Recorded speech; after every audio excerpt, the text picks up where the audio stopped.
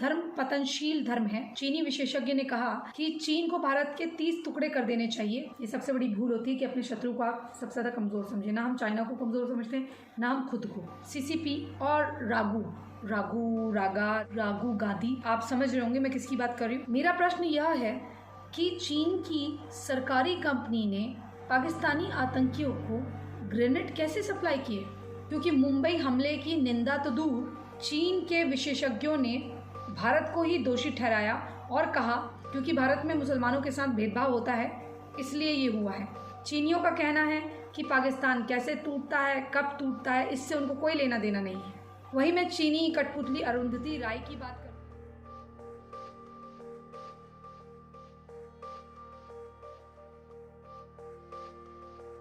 नमस्कार दोस्तों, मैं हूं आपकी अपनी प्राची अधिकारी।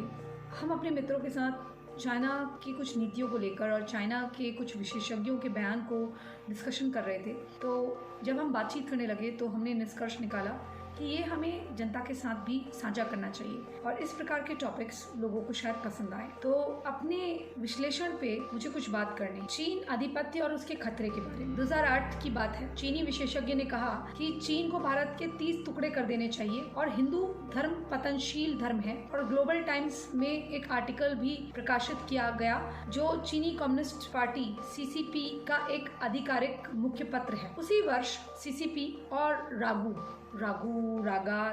गांधी, आप समझ रहे होंगे मैं किसकी बात कर रही हूँ, उन्होंने एक समझौता ज्ञापन पर हस्ताक्षर किए। उस दस्तावेज को जो कि उन्होंने चाइना के साथ सीसीपी के साथ हस्ताक्षर करे थे, उन दस्तावेजों को सार्वजनिक नहीं किया है, जो कि भारतीय पब्लिक का यानी कि भारतीय जनता का अधिकार था जानना कि आखिर देश से जुड़े किस समझौते पर उन्होंने हस्ताक्षर करे, वो भी चाइना के साथ जो हमारे बॉर्डर्स पे कब्जा जमाना चाहता है, हमारी जमीन को इंच भर खाना चाहता है, जिसकी नीति विस्तारवाद की। अगर हम बात करें तो 1959 से 1962 के बीच माओ की ग्रेट लीप फॉरवर्ड की विनाशकारी नीतियों के कारण, अकाल के कारण 30 से 40 मिलियन चीनी मारे गए थे। 1964 में चीन ने पहला परमाणु विस्फोट किया था। इसकी क्या व्याख्या है? नवंबर 2008 में पाकिस्तान ने मुंबई में आतंकवादी हमला किया जिसमें कई लोग घायल भी हुए और बहुत लोग मारे भी गए।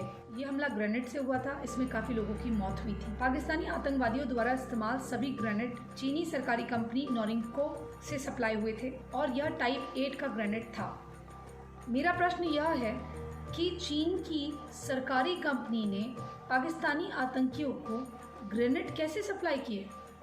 भारत सरकार को इस मुद्दे को यूएन में उठाना चाहिए और चीनी सरकारी कंपनी नोरिंको को ब्लैकलिस्ट कर सुनिश्चित करना चाहिए।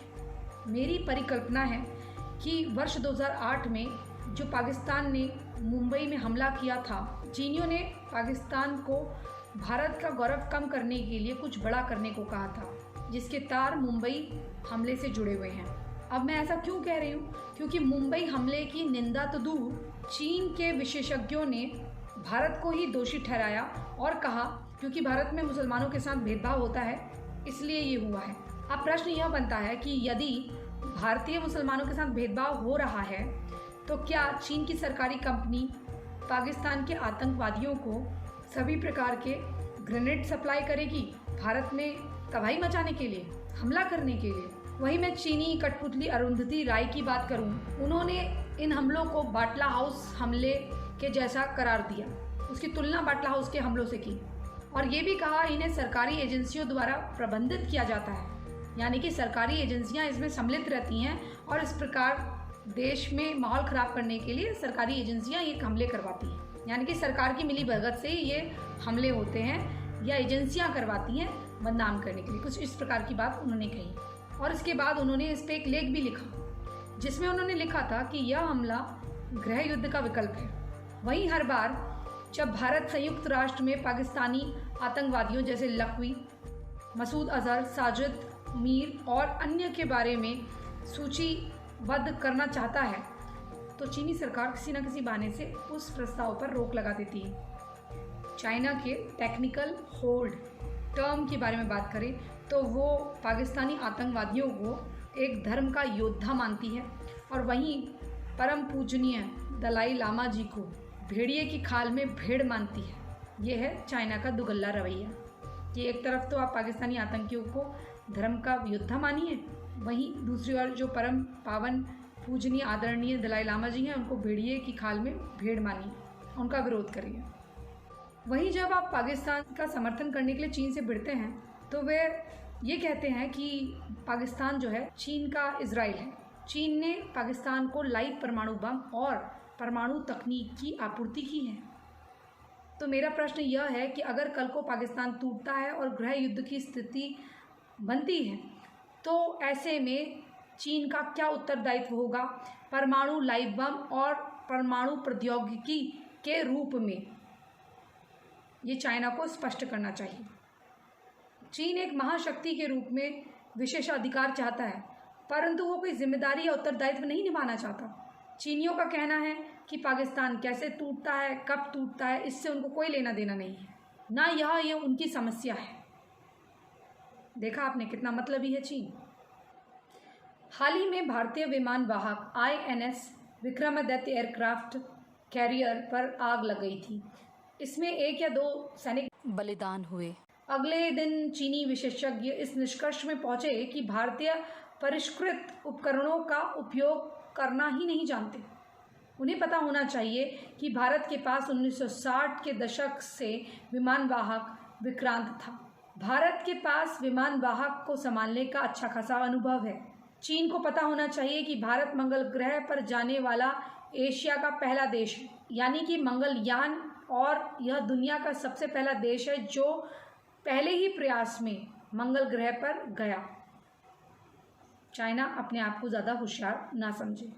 अगर हम चीनी सेना की बात करें, चीन के सैनिकों को तो छोड़िए, चीन के कमांडरों को भी युद्ध का कोई अनुभव नहीं है, क्योंकि आखिरी युद्ध जो चीन ने लड़ा था वो 1979 के दौरान लड़ा था।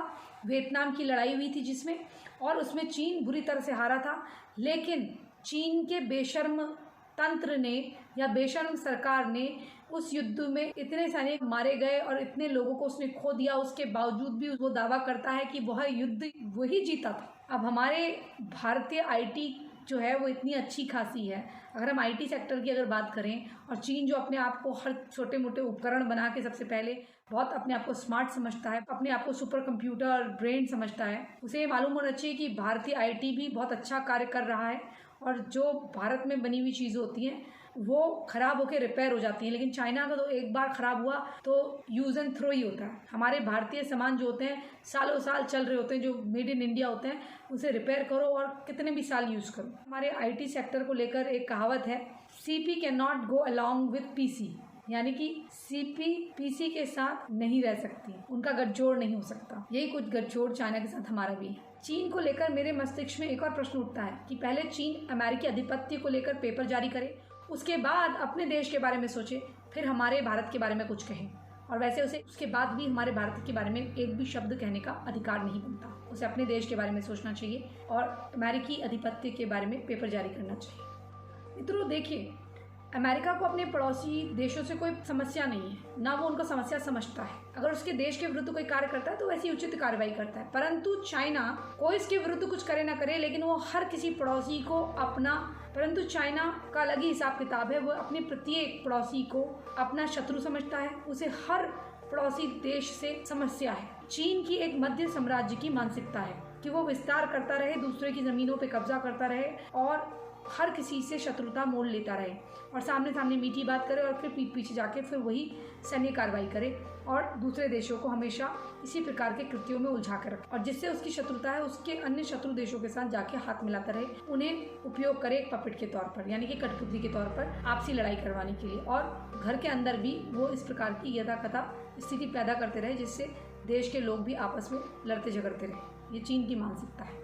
या हम ये कहें कि चीन एक ऐसा साम्राज्य बनाना चाहता है जिसमें चीन और केवल चीन की संस्कृति हो और दूसरों का कोई भविष्य नहीं। जहाँ जहाँ भी वो आधिपत्य या कब्जा कर स्थापना करे, वहाँ वहाँ केवल चीन का एक विस्तारवाद का साम्राज्य रहे और सारे जितने भी भारत है, भारत के बाहर जो अन्य देश हैं, वो सब उसके गर्भ में समा जाए और चीन का एक विशाल आधिपत्य स्थापित हो जाए साम्राज्य के तौर पर, जिसके गर्भ में भारत भी समा जाए और भारत के आसपास के देश नेपाल, भूटान, इस तरह के देश सभी उसके गर्भ में समा जाए। ये चीन की एक सोच है, एक सपना है, जो कि हमेशा एक सपना ही रहेगा। क्योंकि चीन सबसे बड़ी भूल ये करता है कि वो अपने शत्रुओं को कमज़ोर समझता है और वो सोचता है कि उसकी चाल कभी भी किसी के समझ में नहीं आएगी। ये सबसे बड़ी भूल होती है कि अपने शत्रु को आप सबसे ज़्यादा कमज़ोर समझें। ना हम चाइना को कमज़ोर समझते हैं, ना हम खुद को। हम शत्रु की रणनीति पर अब नज़र रखे हुए हैं और हमारा डिफेंस सिस्टम और हमारे सूचना एवं इंटेलिजेंस एजेंसीज काफ़ी सक्षम है शत्रु देशों की मानसिकता पढ़ने में और वह क्या मंसूबे अपने देशों में हमारे विरुद्ध बना रहे हैं, इसमें हमारी जांच एजेंसियां और सुरक्षा एजेंसियां सक्षम है जानने के लिए और सूचना जुटाने के लिए। ना चाइना ना पाकिस्तान ऐसा सोचने की भूल करे। चीन एक इस प्रकार का देश है जो अंतर्राष्ट्रीय संस्थानों और नियम आधारित प्रणालियों का सम्मान नहीं करता। अब अंतिम में जो हमारे मस्तिष्क में प्रश्न उठते हैं मित्रों, वह यह है कि क्वाड और नाटो सहित सभी लोकतांत्रिक देशों को मिलकर चीन के आधिपत्य को समाप्त करने के और प्रयास करने चाहिए। आपकी क्या राय है इस वीडियो के बारे में अवश्य लिखिएगा और अगर आपके पास भी कोई जानकारी है जो हमें आप देना चाहते हैं या इस प्रकार के किसी टॉपिक को आप हमारे साथ मिलकर उठाना चाहते हैं या आप चाहते हैं कि हम आपकी आवाज़ बने, हमारे साथ आप आइए, टेलीग्राम या ईमेल के माध्यम से डिस्कशन करिए, बात करिए। अगर आपको ये वीडियो पसंद आया है तो प्लीज़ अपने कमेंट बॉक्स में अवश्य लिखिए। आपकी जो भी राय हो, अगर आपको लगता है कि हमने कोई बात गलत की है तो उसे भी रिस्पेक्टफुली आप बता सकते हैं, ससम्मान। हम आपके क्रिटिक को क्रिटिक के तौर पे लेंगे और अपने आप पे सुधार करेंगे। दोस्तों, आप विभिन्न प्रकार से हमें मदद कर सकते हैं अपने चैनल की रीच बढ़ाने के लिए। आप हमारा मेंबरशिप प्लान ले सकते हैं ताकि हम सब तक पहुँच पाएँ। 59 रुपीज़ मात्र से मेंबरशिप प्राप्त की जा सकती है।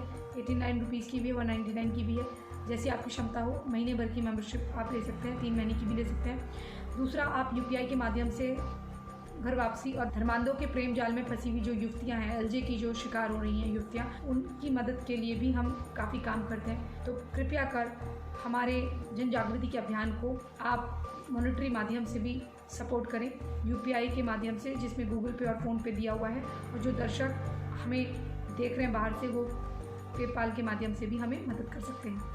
कोई भी मुद्दा आपके पास है तो आप हमें ईमेल के ज़रिए लिख सकते हैं, टेलीग्राम आप ज्वाइन कर सकते हैं, ग्रुप ज्वाइन कर सकते हैं और जो लोग मेंबरशिप ज्वाइन करते हैं वो लोग हमारे व्हाट्सएप ग्रुप के लिए एलिजिबल हो जाते हैं। व्हाट्सएप ग्रुप भी आप शामिल होते हैं। वैसे आप डिस्कॉर्ड और टेलीग्राम तो वैसे ही कर सकते हैं। और जो लोग सक्षम नहीं है, कृपया करके आप हमारे वीडियो को अवश्य शेयर करिए और बिना ऐड स्किप करे वीडियो अवश्य देखिएगा। हम इस प्रकार की जानकारी आपके लिए फिर से लाते रहेंगे। और मैं आज के वीडियो के लिए विशेषता मेरे मित्र दक्ष जी जो कि न्यूयॉर्क में रहते हैं, उनको बहुत बहुत साधुवाद देती हूँ। उनके साथ डिस्कशन करके ये टॉपिक मैं कर पाई। बहुत बहुत धन्यवाद दक्ष जी, धन्यवाद। तो दोस्तों, मैं इसी प्रकार के टॉपिक्स आगे भी लेकर आते रहूँगी अंतर्राष्ट्रीय मुद्दों पर, क्योंकि कुछ मित्र और कुछ वेल विशर्स ऐसा चाहते हैं कि मैं इस प्रकार के टॉपिक्स लेकर आऊँ, कुछ ऑडियंस भी। तो भले ही मेरे ऑडियंस अभी कम है, लेकिन मैं चाहती हूँ मैं इस प्रकार के टॉपिक उठाते रहूँ और हम अपना राष्ट्र धर्म निभाते रहें। जय जय हिंद, जय जय भारत, वंदे मातरम, जय भवानी, जय जय Ekling ji Maharaj. Please do like, share and subscribe.